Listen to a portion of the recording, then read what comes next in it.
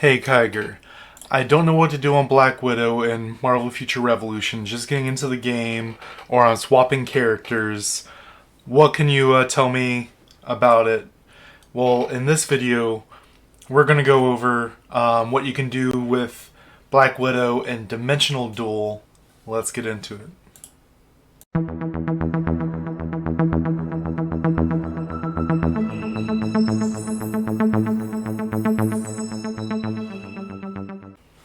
What's going on, guys? Kigerr here, and today we're going to jump into my quick start guide for Black Widow and Dimensional Duel.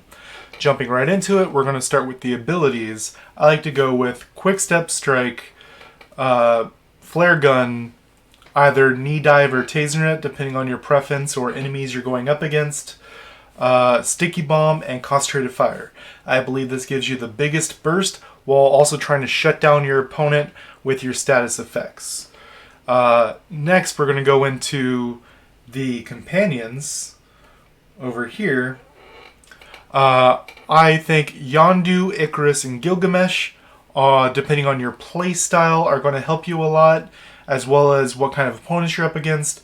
Yondu is really great against Spider-Man and Captain Marvel to shut down their active dodge. Icarus is your highest burst damage, and Gilgamesh has high guard damage and a stun attached to him.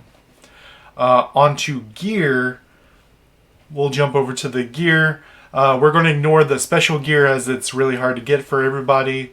But really you're going to want Sakaar or Hydra, as 3 of your abilities are espionage devices.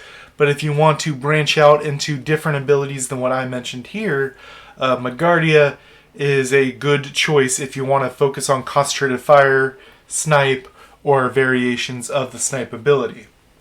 Your specializations, I can't show it right here because this Widow is not level 70 yet, but the specializations you're going to want is the top right hand corner that reduces your cooldowns when you use an espionage device type ability. We have 3 of them. It caps out at 2 seconds, meaning every time you click one of your 3 middle abilities, all your other cooldowns will go down by 2 seconds. Meaning you do 1, 2, 3, your quick step strikes back up, and you're doing it over and over.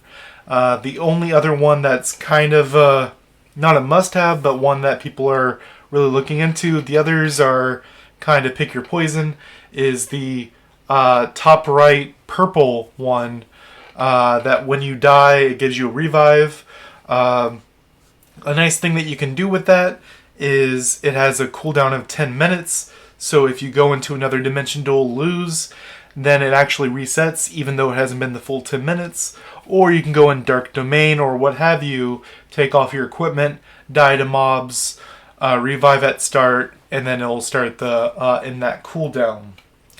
For our tips and tricks, I like to immediately start with Blind Grenade to position myself for a Quick Step Strike, because if you start with Quick Step Strike, you might get stuck in a wall. Depending on how your opponent moves, you might only get 1 slash through. You start with Blind Grenade, moves you to the side so you can position yourself better. The only people I don't do this again are Captain Marvel and Iron Man, because I like to save that Blind Grenade for their big hitting abilities.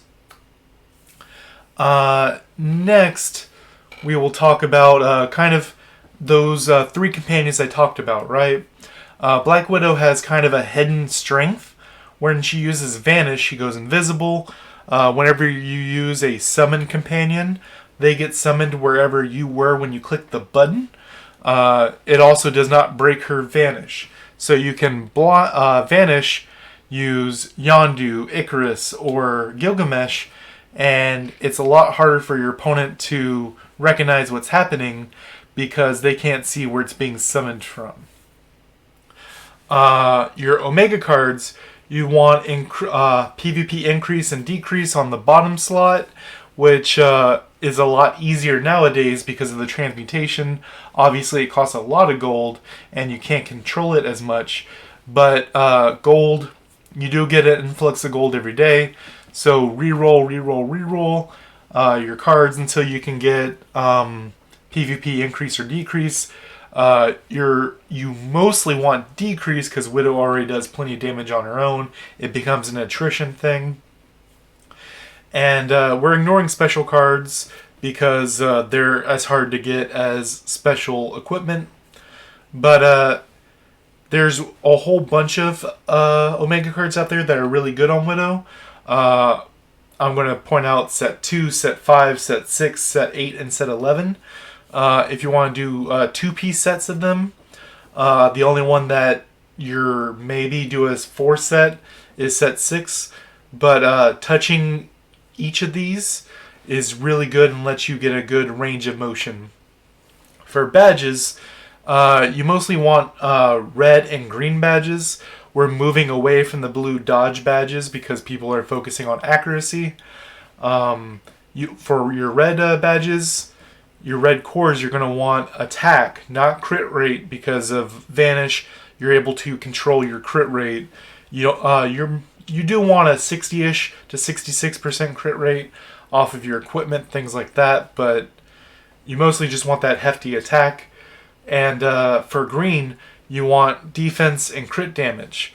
Between your gear, badges, and cards, you want as much crit damage, maxing at 300% or 350 with Widow. That is an option.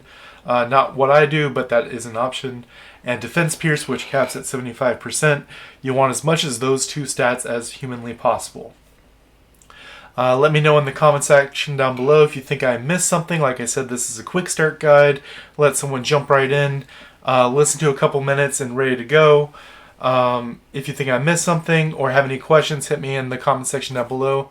Till next time, guys.